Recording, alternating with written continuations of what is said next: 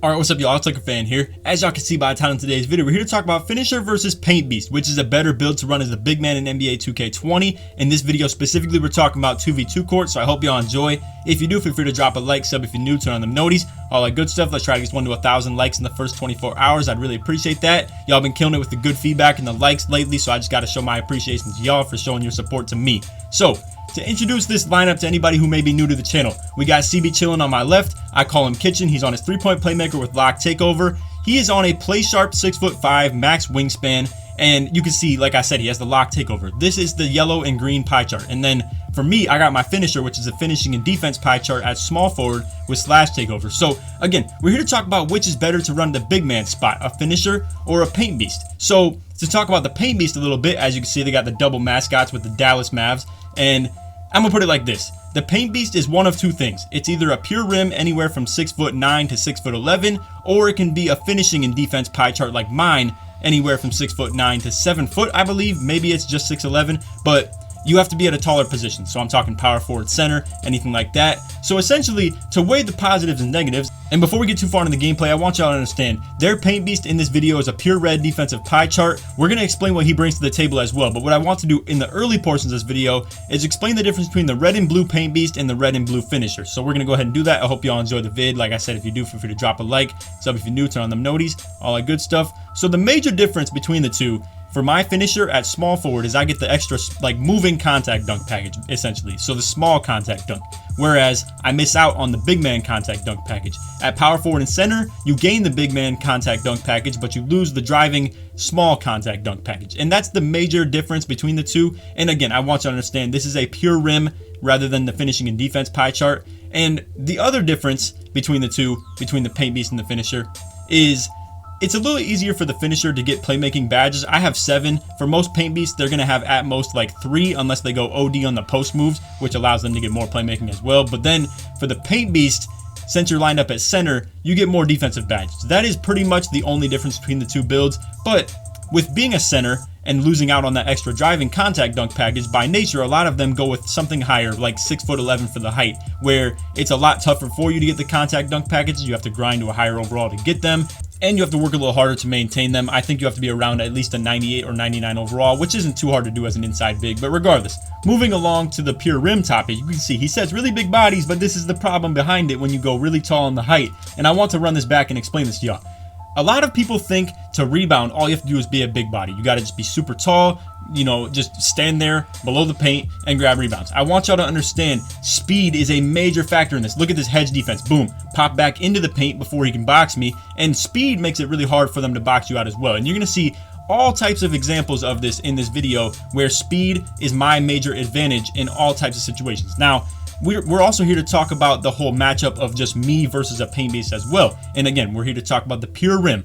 Pure rims are very tough for me to deal with, especially in the sense where if my point guard's struggling and I decide to go at their big man, low-key super questionable pass right there too, but when I decide to go at their big man, especially when I get my takeover on, it can be really tough to go at these guys. A lot of people, you guys like to say, like, you know, the whole slashing takes no skill. I understand that, and you know, we're here to talk about this in every single video, and I'm getting really sick and tired of it, to be honest with you, but I want to prove this point and kind of explain what I'm talking about here. So for anybody who says that, I want y'all to understand, I highly doubt that you ever played on a slasher in the first place, and at the same time, if you ever have, you probably never dealt with a good pure rim protector when it comes to trying to dunk on them. So again, what I want you to understand, what a lot of these two-way slash plays do, they line up at the 1, you can take advantage of a small point guard. For me personally, when I'm going in and dunking on people, it's going to be on somebody with good interior defense almost every single time. And you know, if you don't bring a big man to the 2s, like I'm talking something taller than 6'7", that's kind of your own struggle and your own problem in itself, but y'all get the deal. Anyway, to explain again,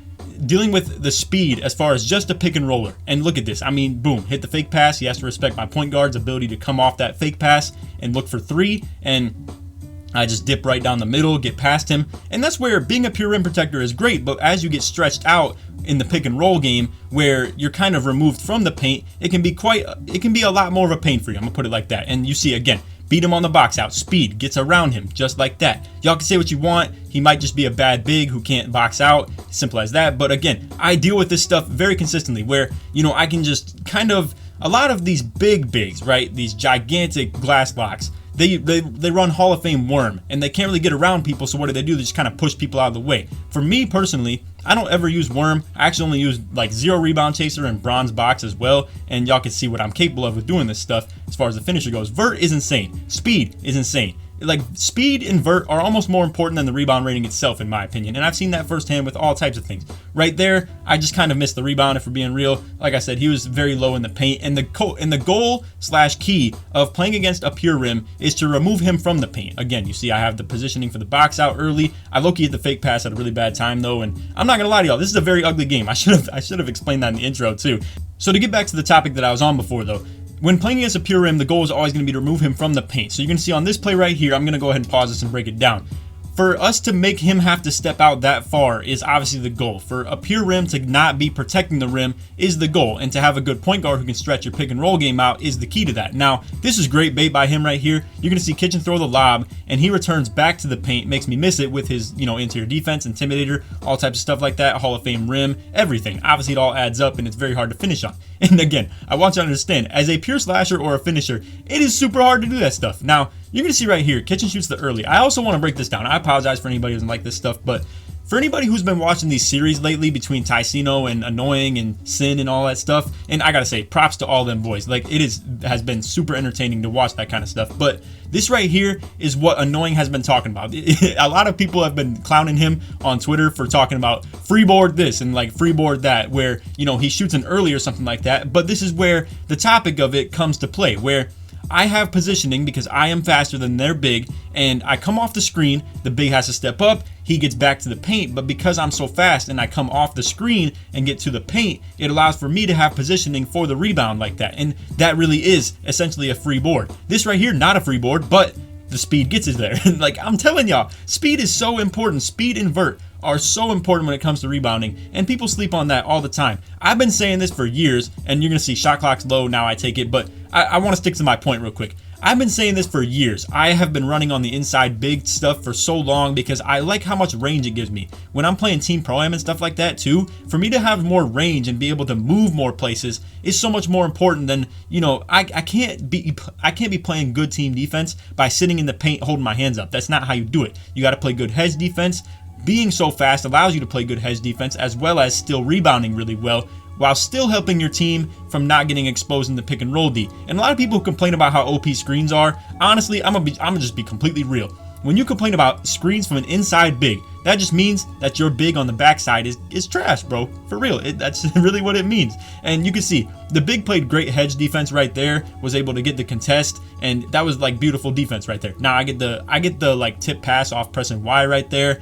I don't want Kitchen to get dominated down low, so I stay down low and just kind of make the point guard shoot, and he misses that shot. You can see right there, nice little toe tap, but he chase down blocks me from behind. I get the O-board off that, but honestly, y'all gotta pay attention to that move right there. It is so nasty and so nice, and this is where I tend to struggle. Now I hit him with a nice little move right here, LT Hezzy coming down the court into the middle, and then go back to the right, hop dunk back to the left. Hop dunk was pretty unnecessary, if we're being real, and you guys can see I'm 3 for 6 right now. Like I said, these pure rims are not easy to deal with when it comes to being a finisher, but this is where I get my slash take. Kitch has been struggling, so I'm just going to take it and try to go at him. Get the contact dunk right there. Obviously, slash takeover allows things to be a bit easier in the sense of, isoing a pure rim and stuff like that. And you're going to see when his badge pops on too, going at that rim takeover is something different, bro. It can be very intimidating and very tough to go at, but with slash takeover as well, it kind of cancels it out. I would say it dang near cancels it completely where it's just even. Now you can see right there, I feel like that could have been a nice little take. I didn't think I should have struggled to really make that one, but again, that's that pure rim stuff, bro. He really can get any block at any given moment. Nice little off dribble hop right there by Kitch. Again, he whites it. I understand a lot of this gameplay is not necessarily respectable, where, Kitchen made a lot of whites and stuff like that, and boom, now I fake pass it right there, get the contact dunk. Honestly, this is where I want to kind of enlighten y'all on this. I call him lacking right here. He probably didn't think that I was going to attack him like this with the rim take, and honestly, I didn't think I was going to either, but like I said, we were struggling to set up things in the pick and roll, and again, if you guys play with a good guard on defense and a good big on defense, you don't struggle to guard screens. I don't know how people could sit here and complain about inside big screens. Like, I've seen Annoying out here sweeping nade 4-0, right? Off just straight fading every single time. Honestly, I'm gonna be completely 100 with y'all. it just stems from bad defense. I'm talking whether it starts from the guard, you know, getting hit by screens, not being able to dodge picks. A lot of y'all know, all you good stage locks out there and all just you good lockdown defenders in general, y'all know it is easy to get through screens in this game. I can't believe people sit here and complain about how hard screens are to get through, bro. It's crazy to me. But anyway, I hope y'all enjoyed the vid. If you did, feel free to drop a like, sub if you're new, turn on them noties, all that good stuff. Like I said, let's try to get this one to 1,000 likes in the first 24 hours.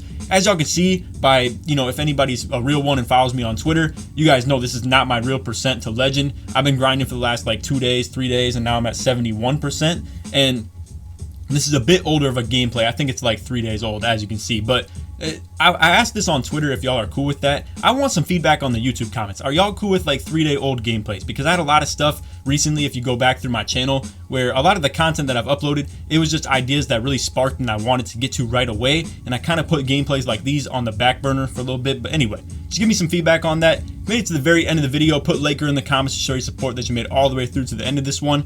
And on that, hope y'all enjoyed. Take it easy, man. Peace.